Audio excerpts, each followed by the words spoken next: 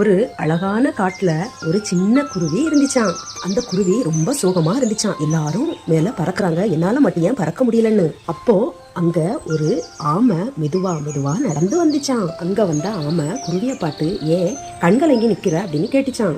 அப்போ அந்த குருவி என்னால வேகமா பறக்க முடியல, நான் நல்ல பறவை இல்லையோன்னு சொல்லிச்சான். அப்போ அந்த ஆமை சிரிச்சுக்கிட்டே நான் எப்பவும் மெதுவாதான் நடப்பேன், ஆனா நான் எப்பவுமே முயற்சி பண்ணுவேன் அப்படின்னு அந்த குருவி கிட்ட சொல்லிச்சான்.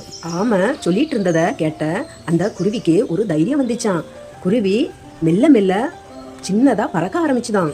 அப்படி ஒவ்வொரு நாளும் முயற்சி பண்ணி பறக்க ஆரம்பிச்ச அந்த சின்ன குருவி ஒரு நாள் நல்ல உசரமாவும் வேகமாவும் சந்தோஷமா பறந்துச்சான். அத கீழே இருந்து பார்த்த ஆமை ரொம்ப சந்தோஷமா பார்த்து சிரிச்சுதான்.